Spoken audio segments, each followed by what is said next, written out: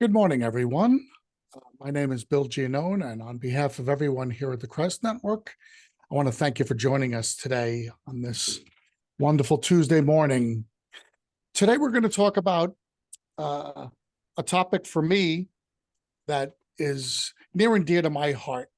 I spent a lot of time over the last 35 or so years coaching youth sports, and there's a huge debate when you're coaching all sports in general, but especially youth sports, on where we're supposed to be focusing. Should we be focusing on the end results, or should we be focusing on the journey? And that's what we're going to talk about today. So the topic of today's webinar is don't be a perfect mess, how to manage expectations within your company. And you'll get the analogy to perfect mess in just a few minutes as we move on.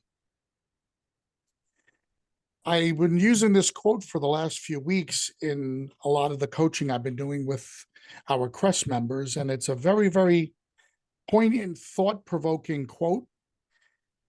And it just goes like this: if your company is focused on perfection, you will fail every time. Before we really get into the nuts and bolts of what I'm going to talk about today, let's just focus on this little simple sentence and understand the gravity of it. Obviously, everything in our lives, we would love to be perfect. Oh, I have the perfect wife or husband. I have the perfect relationship. I live in the perfect house. We have perfect friends. We all know we use those words every once in a while because we're trying to make ourselves or others feel really, really great about the position we're in. And we're also trying to send a message that everything in our lives is going really, really well. But sometimes perfect gets misused or overused in a way that can really send the exact opposite message. Think about how many times we'll use the word perfect and we're being a wise guy.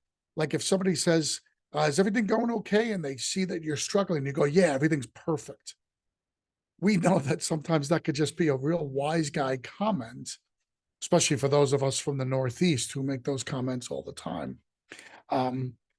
We know that it can have the exact negative effect. Well, even when we tend to be using it for the positive and we want to really make people think everything is perfect, it can come across as really not having the same impact as we intend. There are times when you use the word perfect and everybody's like, oh, yeah, okay, yeah, they're just delusional. So let's just remember, if all we're ever going to do in our business is focus on perfection, every single instance we will fail.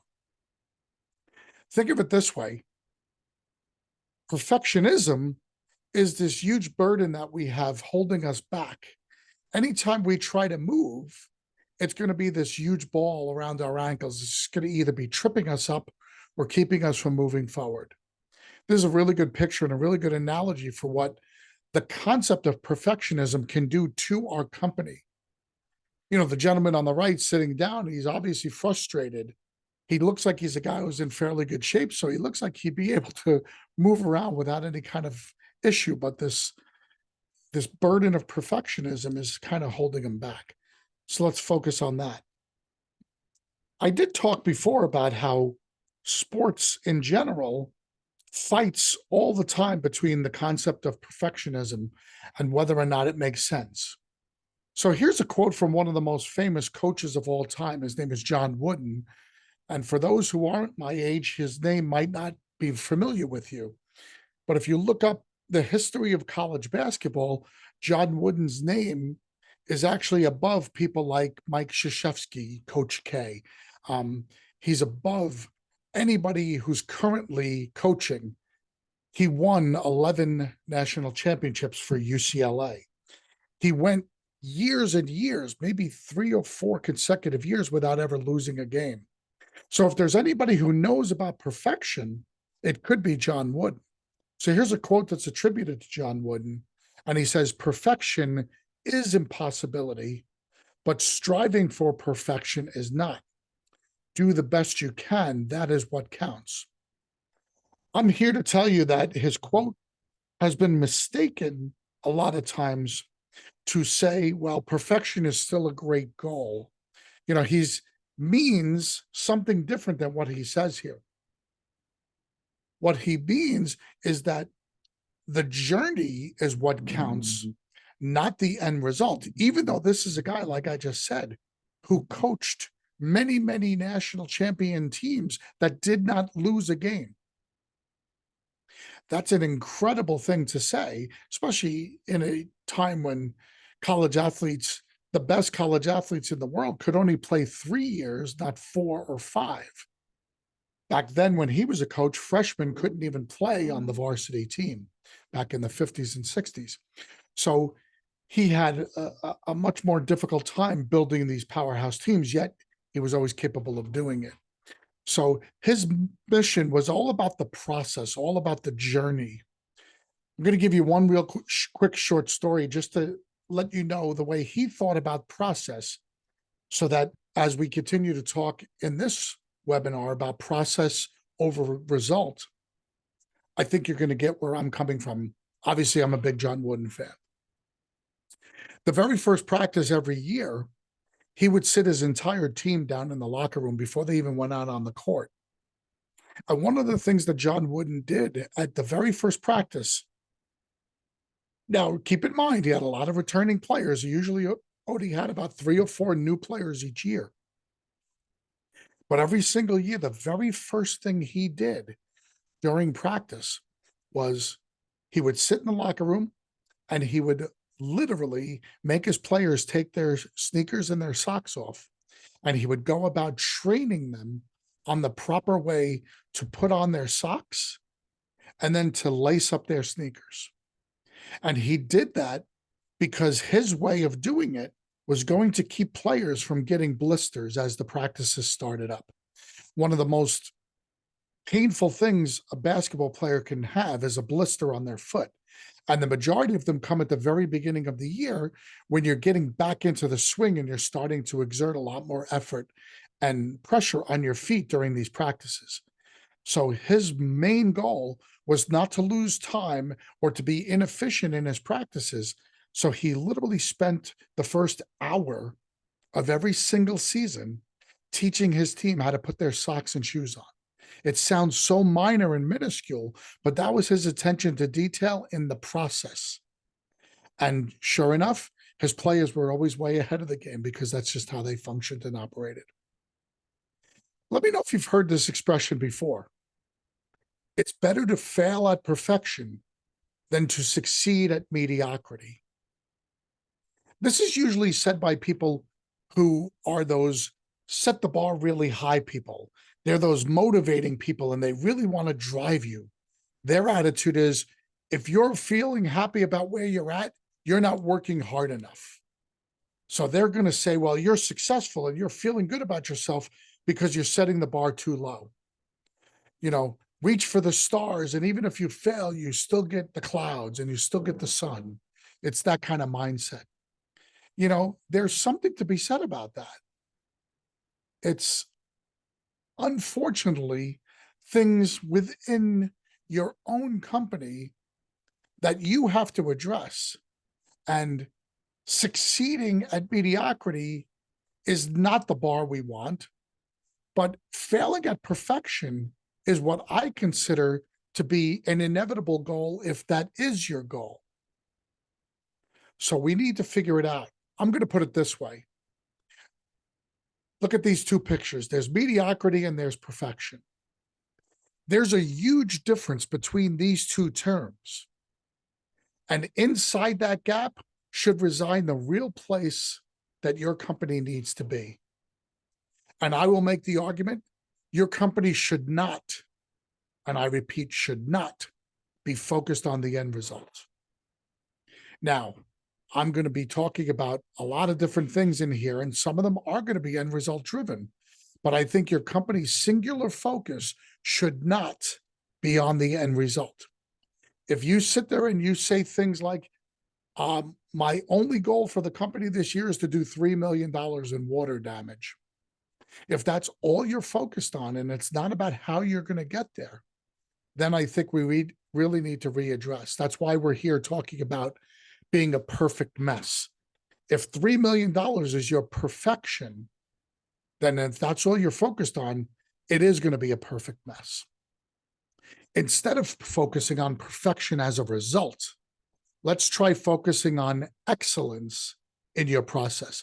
And that's why, going back to John Wooden's quote, I believe what he really meant in the way he executed his practices and the way he executed his plan and his pyramid for success. You can look that up. John Wooden, after he stopped coaching, was doing business coaching all over the country, giving seminars, and it was great workshop work. And it was all about his pyramid for success. And very little of it was end result driven. It was all about process. So here's what I want you to focus on, because this is what I think he really meant. I think he really meant focus on excellence in your process. Don't focus on striving for perfection, strive for excellence. Right? If your child came home with a 95 on every one of their tests, would you get mad at them because they didn't get 100? I mean, maybe some of you would. Maybe some of you would want to push your child to want to be the best. And there's nothing wrong with pushing for that. But we have to understand the process. Getting to that 100, the process along the way is striving and focusing on the excellence during the process. Instead of being end result driven, we become process driven. If we focus on all of those little yellow sections of this graph, and we keep improving the process, and we keep striving for excellence in our process, usually the outcome or the result takes care of itself. I think this is a very important concept, and this is kind of really what I wanted to get into today. And this doesn't necessarily just apply to business owners. This applies to managers within a business. It also applies to individuals within the business. If your business is solely focused on the results, this is something that maybe you could talk to your boss or your owner or your manager about. Maybe we could start talking about excellence in the process, because there's no doubt, and it's a proven fact, that companies that are process driven have better results than companies that are results driven. If your company only cares about the end result, you're going to see all the different places, all the different places along the way that is going to be a problem for your company. So I'm going to be going over some of that right now. Excellence versus perfection. We're going to talk about 5 basic differences, 5 different hurdles that perfection presents, that in the striving for excellence, we can avoid that. Okay? This comes from a website that's called developgoodhabits.com. So these are things that don't just apply to business, they apply to everything in life as well, okay? First thing we're going to talk about, a straight line. If you're striving for perfection instead of excellence, failure is the only result. In the end, there's only disappointment. You cannot succeed if all you're doing is striving for perfection. We have all agreed that it's impossible to achieve perfection. Your business life is not linear. In our industry, it's definitely not linear. We don't start on January 1st knowing what the business is going to look like on December 31st. So our business takes a lot of turns and goes in a lot of different directions. Sometimes it goes backwards. Each project we do sometimes goes backwards, or sometimes takes a turn on us. Nothing goes perfectly. There are issues and there are changes. We need to focus on the process. We need to be striving for a quality process. That's how we get a great end result. Excellent execution can lead to bigger and better things every day. That's how we should be measuring our success. It shouldn't be on end results. It should be on how's the process going. Number 2, in a perfect world, failure equals loss. There's no learning from your mistakes. There's no gaining from failure.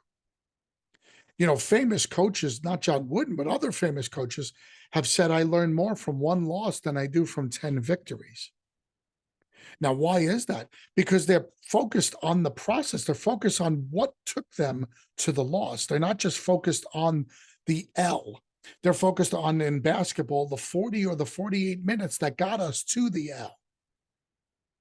So failure is the only result of striving for perfection. And since it's impossible to achieve, there's only failure. If you strive for excellence, you're allowed to find areas of improvement while recognizing and rewarding success. If you have a goal this year of hitting 3 million and your company does 2.8, you have two ways of looking at that. You can reward the success of the company for getting over 90% of the way there, or you could punish everybody and you could call it a complete failure and a complete loss because you didn't get to your end goal. That's what I mean about striving for excellence in the process versus perfection in the end result. Small victories are important to the team, make them important to you. This is a very, very big part of running a business, of running a team, of being a manager, even being part of the team. Understanding the psyche of your team. You can't keep putting pressure on your team so that it gets to the point where that pressure overwhelms them. And we're going to talk about this a little bit later in some of the downfalls. I just want to focus it on here. Small victories are important. You need to find ways to celebrate successes within the process. Perfection can make you too defensive. Instead of learning from our mistakes and trying to correct them, perfectionists, because they don't want to accept the defeat, they're going to defend their actions and they're going to make excuses for things that happened. They're going to defend their position, even though it didn't work. They're going to defend their position because it's the only way to justify what happened. You can't sit there and be happy about the result. So you have to make excuses and you're left making arguments over coming to agreement on what did happen that possibly was good. You don't want to face reality because reality is failure. That's why excellence, there are different scales of excellence, and there could be excellence of attempt or excellence of execution. And yet there still could be a failure at the end because you didn't become perfect. What do we choose to focus on? Being too close to the forest. This is something that happens a lot of times, especially when owners are what I call owner operators. If they're owners that are heavily involved in the day-to-day operation of the business, you can get too close to the forest. You can become only focused on the finish line and not focused on how you're getting there. Your singular aim is to get to that 3 million. And you know what ends up happening? This keeps you from seeing issues along the way, and it keeps you from correcting problems that could get you really, really close, if not past the finish line, in other ways. Remember, a $2.8 million company probably could have been a $3.2 million company if it had corrected a lot of mistakes along the way. Because sometimes small mistakes create small issues, but small mistakes, if uncorrected, turn into bigger issues. So if we can correct those small issues, we probably could have exceeded our goal, which means in our head, we could have been thinking, hey, everything is perfect. Guess what? That's not the case. The process might not have been perfect, and we just kept correcting the process. Another thing to remember about process is never perfect. Process has to change because your company changes from day to day. I work with a lot of different companies, and our goal is always to grow our companies. And in Crest, the ultimate goal is to get ourselves to the point where we're not owner operators, we're owner managers. So we need to focus on process. Owner operators are very important to the process early on, but they become a hindrance to the company because they don't allow the process to take over. It's usually all about them. It's usually they have a goal, they have a vision, and they're the ones who are going to see it through. Your business has to be about the journey, not the destination. And when I say journey, I mean process. So we need to make sure we study process. We need to make sure we embark on a path that makes process first. And we have to focus our attention and on those steps. We need to focus on the how we get things done, not that we get it done. And then number 5, and this goes back to, putting pressure on people. We're going to talk more about that as well. Usually if we're pushing perfection, we're overly critical. We see any failure as being a failure of complete and utter destruction, not a short-term failure or a short-term setback. We have a tendency to beat people up. One error becomes a massive hurdle to overcome on a baseball field. That certainly is not a good way to create a good work environment. It's terrible for teams, whether it's on a field or whether it's in an office or whether it's out in somebody's home. Coaching and correcting take a backseat to criticizing and berating. So we don't want to push our company further away from perfection by creating a toxic work environment.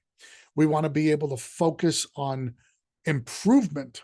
We want to be able to correct mistakes instead of beating people up for them. Here's how perfectionism really does hurt your company. It creates more stress.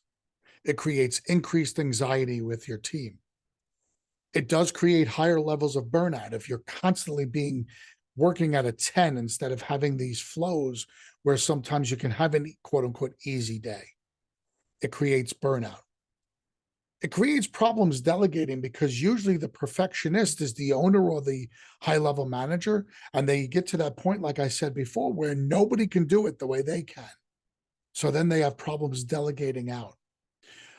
I just mentioned how judgmental and we could be too quick to be criticizing. So we can be overly critical and judgmental. We tend to micromanage, like I said, problems delegating. You will habitually overwork not only your team, but yourself. And that creates a bad work environment because now you're in a bad mood. All of those things make your company literally less productive. So striving for perfection and striving for a $3 million company has the net negative effect of making it almost impossible to get there. That's why I said that quote. A company that strives for perfection will fail every time. It becomes almost impossible. And even when it does get there, it's not getting there by perfect means, it's getting there by accident. And we're going to talk about what that creates in the future. If you set your company based on outcome goals, here's what happens. Outcome goals are very general and tough to target. They're very idealistic. They're kind of not based in any kind of math or method, because if we don't care about the process, we certainly don't know whether or not the goals are achievable. They're hard to understand. Even if you're very clear about a dollar amount, they're hard to understand because people need to know what they need to do today to get that outcome. They lead to taking shortcuts. Again, this is a very important concept. If your team is pressured every day to be perfect, what's the first thing they're going to do when they realize they made a mistake? They're going to try to hide that from you. They're going to try to do everything in their power to make that mistake disappear. So that's going to lead to them not doing things the right way and not following a good process. So they're going to take shortcuts, or they're going to do things to avoid making a mistake in the first place, which is clearly not what we want in our process. Finally, these outcome goals are very individualistic. It's hard to build a team concept if it's only about a bottom line number. If it's about a bottom line number, there is no team concept because you're not encouraging the team in ways or steps that they can get there. Now, outcome-based approach, as you see on the picture on the right, the arrow of outcome leads to messages where it says focused on goal, good for achievement of being practical and important for work, but can result in frustration and cutting corners as well. So I don't think an outcome-based focus makes much sense for any execution of a business plan. I think it's great if we're talking about a 2 or a 5-year plan between me as a consultant or a coach and you as an owner. I think outcome-based focus is fine because it does lead to achievement and being practical, but we're going to tie that in to process focus on a daily basis in how you run your company. And that process focus has its own set of goals. Process goals are very specific. We lay out 22 distinct steps that go from work authorization to getting a certificate of completion. Those 22 steps have to be followed in every job. That's very specific. We set realistic goals. We don't sit there and say to a company that's doing 10 jobs a month, oh, guess what? This month we're going to do 50 jobs. That's not realistic. We set very realistic goals based on what the process we're going to follow. We know how many marketers we have out there. We know how many leads they're going to generate. We should know what our closing ratios are, and we know what that's going to lead to in terms of dollar volume. We build consistent habits because processes take away the individual skills. It doesn't mean that we don't want individuals with great skills, because their skills make the process work even better for us. But what it does is it creates consistency. I call it a baseline. It makes every single one of your technicians perform at least this level of function. The guys who are better are going to do that much better. You're going to have A teams, B teams, and C teams. But what it does is having a process allows your C teams to have expectations that they have to meet.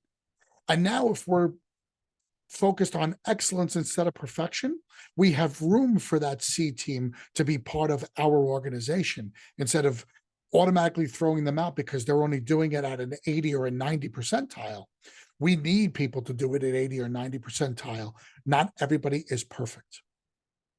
It improves your morale and it improves your teamwork. It's really important to understand if people have short-term realistic goals, that you've all heard about the SMART system, that you need to have measurable goals, you need to have specific goals, you need to have achievable goals, and they need to be able to be repeated. Okay, that's really important. So we need to be able to reward people for accomplishing these process goals. And when we do that, it improves morale. When somebody feels like they're getting a pat on the back, it helps everybody else. Also, having your process goals allows for accountability. When people are not succeeding, when the ultimate failure does come, and when I mean failure, I don't mean there is zero, because that's what happens if we're striving for perfection. If we're striving for excellence, when they're not perfect, we can now use that as a way to measure in what ways did they not come up to perfection, but we could use that as a coaching and accountability metric, not as a punishment metric, and certainly not to throw the baby out with the bathwater, as the old expression goes, and to punish or say that everybody failed, even if they got really, really close to their goal. Okay. I talked about something that's really, really bad, and it's called outcome bias. If your company goal was to do 3 million and all you focused on was the goal, and you got to the point where you did 3.2 million, you could think that your company was successful and your company was perfect. And that's called outcome bias. The definition's on the left. The tendency to judge a decision by its eventual outcome instead of based on the quality of the decision at the time it was made. How do you know that the decision that you put in there to do with $3 million in water was a realistic goal? Or how do you know it was even a good goal? It might have been a really low goal, and maybe 3.2 was a very realistic number. You don't know that. You have to avoid developing outcome bias because it keeps from seeing issues, talents, and potential. A process enables you to find all three things every day. If you have a process and issues come up on a job, you'll see them that day, because either people won't be following the process or the process will uncover issues in the job. If you have a process, you're going to be able to spot talented people. You might have got the 3.2 because of luck, and you might have a bunch of really crappy people working with you. That doesn't mean they're great people. You're not going to be able to see their talents. Better yet, a good process allows you to see the potential in others. Newcomers, if you have newcomers who are just thrown out there without being told what to do, how do you ever know if they're good or not? You're basing it on your end result. That's a terrible way to be managing people and to be promoting and to be looking for talent. If you're only rewarding bottom line results, you'll never give your company the proper foundational tools for long-term success. This is another thing that I have a problem with. If you're focused on perfection, you never allow yourself to see long-term success. There's no such thing as long-term perfection. It doesn't work. There is nothing that is perfect every single time. And if we try to build something that's perfect every single time, we're going to get frustrated and we're going to fail.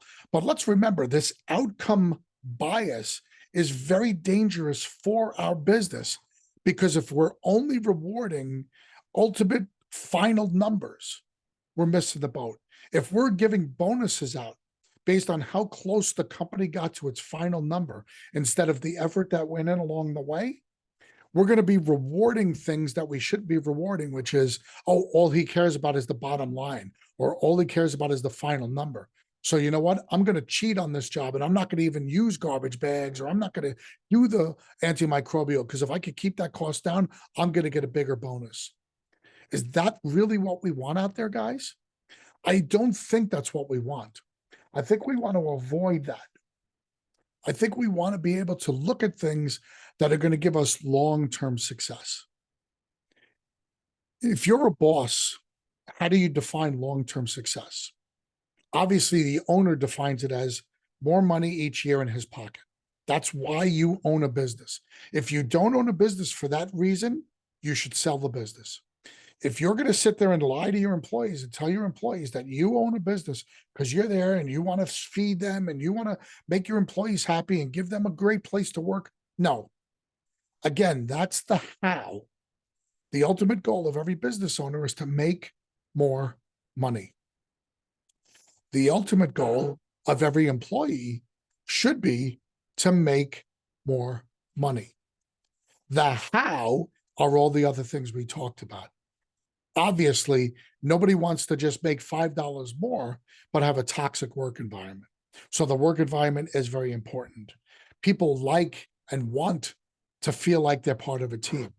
So that's an important aspect of what we do every day in our business. We need to be able to do that. We need to be able to provide those things.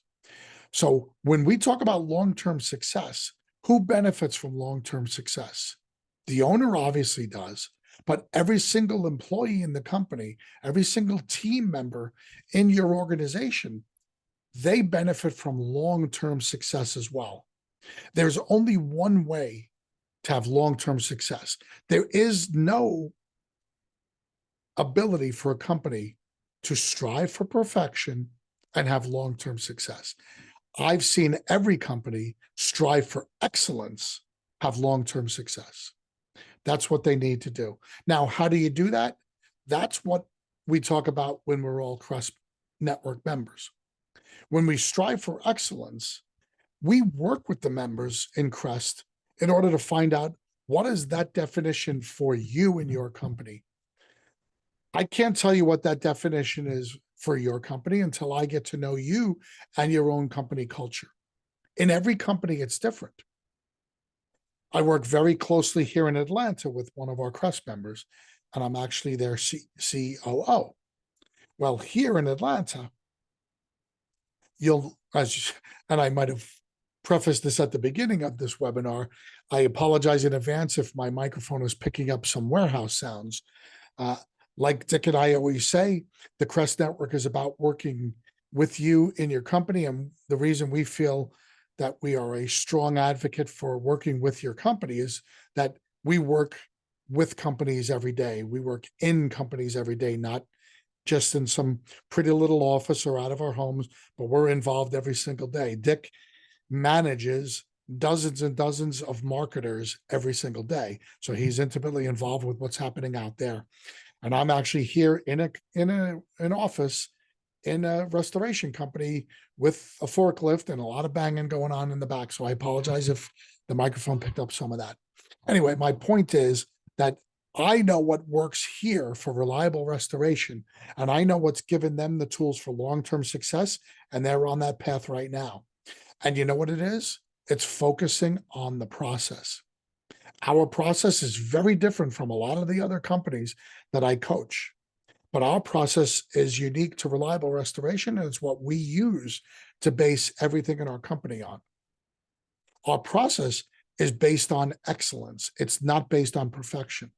When we set our measurables or our goals for every member of our team, nobody is set with 100% as their threshold. Our first responders, they're expected to go out and sign work. Their threshold is 75 to 80% closing ratio. It's not 100. Our field technicians are set with a certain parameter of time that they're supposed to execute that work in. They're set with a certain profit margin that they're supposed to do that work at. Our invoicing is set with a certain expectation of an average invoice size. And then our collections department is set with an average expectation of how much we're supposed to collect as a percentage of what we invoiced. None of those numbers approach 100% or perfection. They're very high goals, and we do push people to meet those goals, but we know through history, those are achievable goals, and we reward that. So we choose to reward excellence, and we choose excellence over perfection. This is what we choose. We choose excellence over perfection. So you can see the fingertips are touching on the 5th star. I'm here telling you that if your company is focused on only 5 stars, which is quote unquote perfection, that is too high of a goal and too much pressure you're putting on your company. We're focused on that hand being there. We want a lot of people to give us 5 stars. But we want to know that sometimes people just can't hold on, just can't let go of that 5th star and leave it out there. And sometimes they're going to pull it back and it's going to be a 4. Think of it this way, guys, and I'm going to close with this. When you go out to a restaurant, if you've ever looked on Yelp or if you ever looked on Google for a rating of a restaurant, I don't know about you, but for me, if I see a restaurant has a rating of 5.0 and they have more than 3 ratings, I don't trust the rating system, or I don't trust that restaurant, that they're not lying to me. There's no way that if somebody has 250 or more reviews, that they could have a 5.0 review status. It's just impossible that every single patron or every single client could think that you are perfect. You just can't. I look for the 4.5, 4.7. To me, that's an excellent rating. That's a 90, 95. That's an excellent rating. But every once in a while, you're going to get somebody who thought that the soup wasn't hot enough. You're just going to get that. We all know that. Same thing applies to our company. Same thing applies to our employees.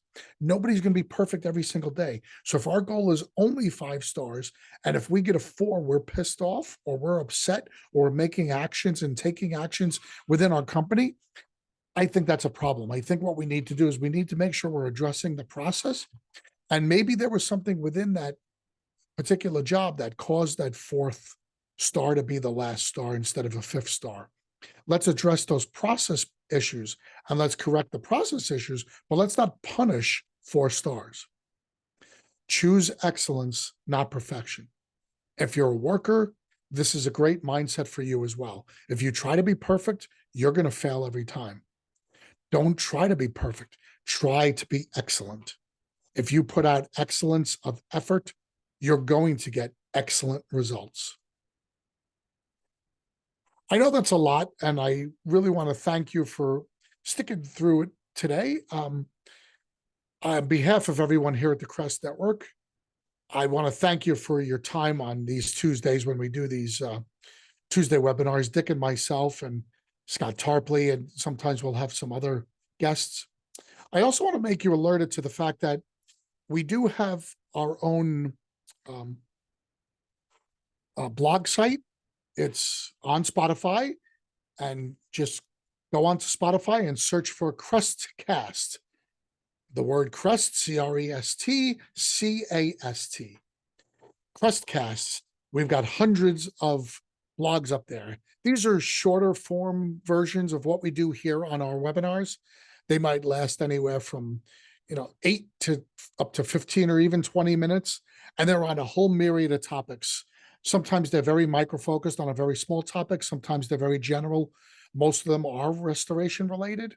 The majority of Dick's will focus on marketing and sales techniques and trends and ideas. And most of mine will be business management, ownership, psychological trends, coaching trends, but sometimes we'll get off on tangents as well. I really encourage you to hop onto Spotify, take a look at that as well. They are free. You don't have to be a Crest member to enjoy those. And we hope that you will do so. And please leave us some comments. It's very helpful to us. Obviously, we would love for you to follow us on Spotify as well. So on behalf of Dick Wagner and everybody here at the Crest Network, I'm Bill Giannone. Thank you so much for joining us today. And I want to encourage you to keep checking in on us at the Crest Network. Thanks so much. Have a great day. Bye-bye.